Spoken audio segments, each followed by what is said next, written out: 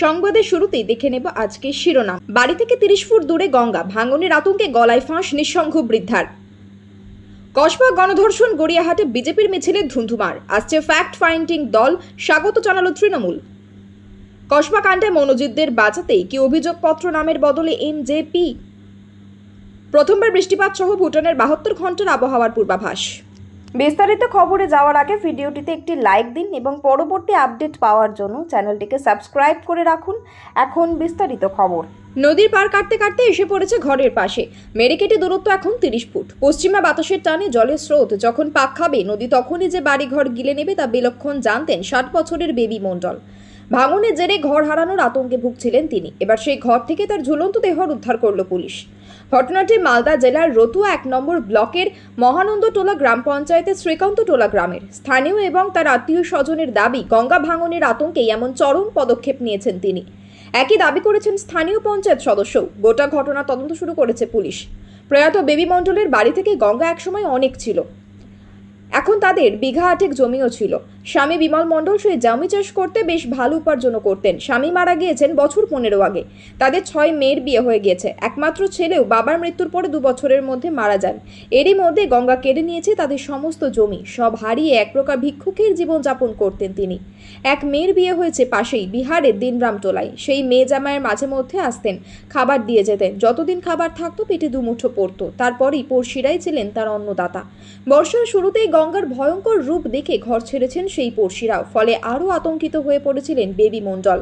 শেষে শুক্রবার সকালে সেই শতচ্ছিদ্র ঘর থেকে বৃদ্ধার ঝুলন্ত দেহ উদ্ধার করেছে রতুয়া থানার পুলিশ। দেহের ময়নাতদন্ত হয়ে গিয়েছে। আর তারপর রাত থেকে শ্রীকান্তটোলায় চর্চা শুরু হয়েছে। ভাঙনের আতঙ্কে গলায় ফাঁস দিয়েছেন বেবি। সে কথা ঝড়ের গতিতে ছড়িয়ে পড়তেই শোরগোল পড়েছে রতুয়া জুড়ে। মৃত বৃদ্ধা সম্পর্কে মিঠুন মণ্ডলের জেঠিমা হন। তিনি বলেন, ওর কোনো ছেলে নেই, 6টা মেয়ে। কোনো মেয়েই ওকে ডাকতো না। ও কোথায় যাবে সেটাই ভাবছিল। এদিকে গঙ্গা ওর বাড়ির কাছে চলে এসেছিল। আশেপাশের সবাই বাড়ি ভেঙে দিয়েছে। ও একলাই এখানে থাকতো। সবার কাছে জানতে চাইছো সে ঘর ভেঙেছে কিনা। রাতে কি হলো আর বলতে পারবো না। সকালে ওর ঝুলন্ত দেহ দেখতে পাই। গঙ্গার ভাঙনের আতঙ্কে ওই কাজ করতে পারে। পুলিশ এসে দেহ নিয়ে গেছে। বেবি মণ্ডলের অস্বাভাবিক মৃত্যু নিয়ে চাঁচল মহকুমা পুলিশের আধিকারিক বলেন, কি কারণে ওই বৃদ্ধা আত্মহত্যা করেছেন তা জানার চেষ্টা চলছে। মৃতদেহের ময়নাতদন্ত করানো হয়েছে। একটি অস্বাভাবিক মৃত্যুর মামলা রুজু করে ঘটনার তদন্ত শুরু করেছে রতুয়া থানার পুলিশ।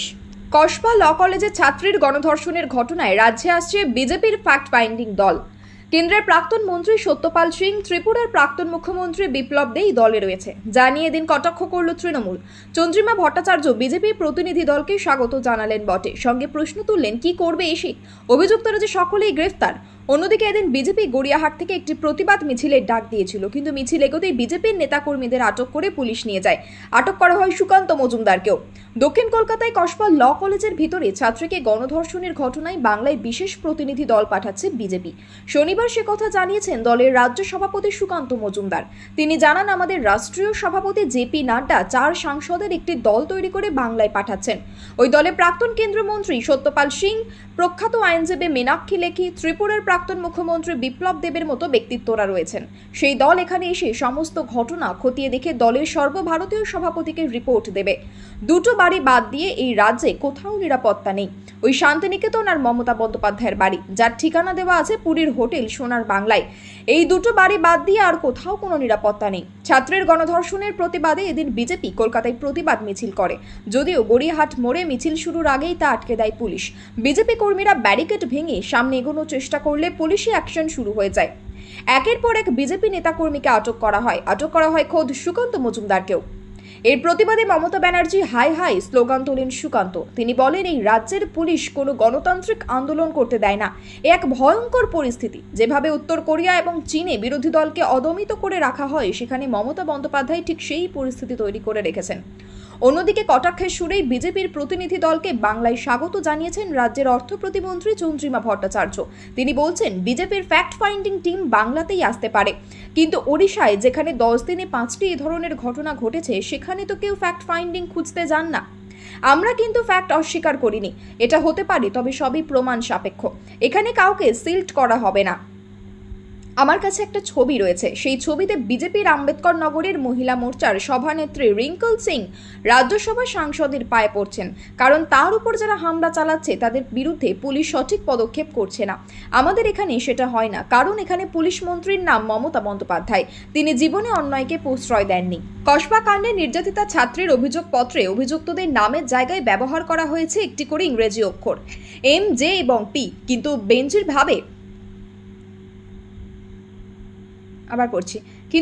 ভাবে কেন অভিযুক্তদের নামের পরিবর্তে ইংরেজি 3টে অক্ষর দিয়ে অভিযোগপত্র লেখা হলো তা নিয়ে উঠছে প্রশ্ন। কেন নাম উল্লেখ করা হলো না অভিযুক্তদের? কেনই বা শুধুই 3 অভিযুক্তের জায়গায় এম, জে, পি লিখে গোটা ঘটনায় তাদের ভূমিকা তুলে ধরা হলো? এর ফলই বা কি হতে পারে? এ বিষয়ে তত্ত্ব তালাশ করতে গিয়ে ইটিভি ভারতের সামনে এসেছে বিস্ফোরক তথ্য।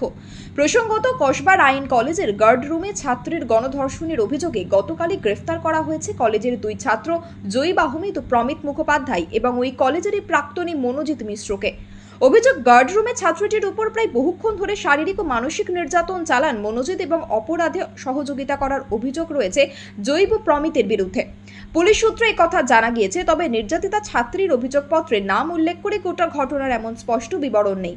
ছাত্রীটির অভিযোগপত্রে ঘটনার বিবরণে অভিযুক্তদের নাম এম, জে এবং পি হিসেবে উল্লেখ করা হয়েছে। শুধু তাই নয়, অভিযোগপত্র অনুযায়ী মূল অভিযুক্ত হিসেবে জের কথা হয়েছে।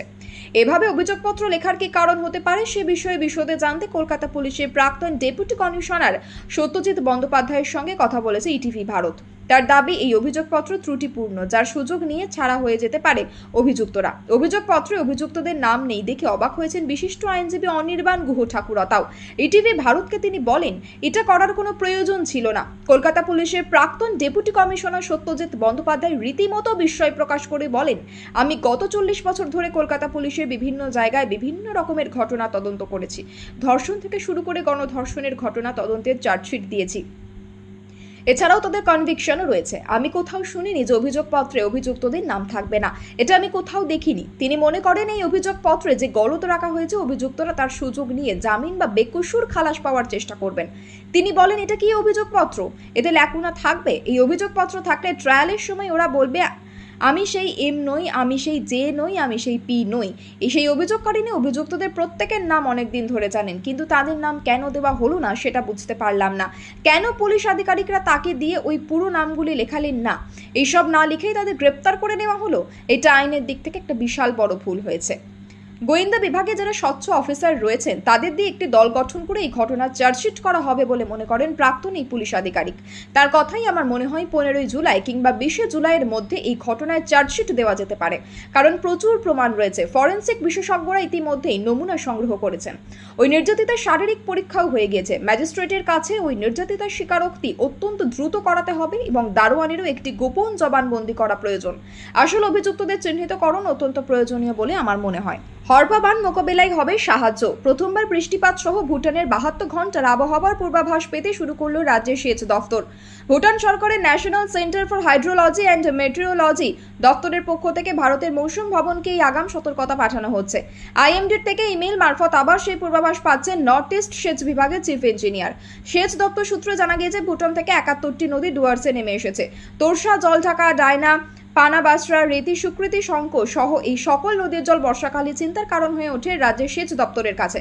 মূলত ভুটান থেকে ডুয়ার্সে নেমে আসা নদীর হরপা বানে বানভাসী হয় জলপাইগুড়ি ও আলিপুরদুয়ারের বিস্তীর্ণ এলাকা, আর তাতে যথেষ্ট বেগ পেতে হয় রাজ্য সরকারকে।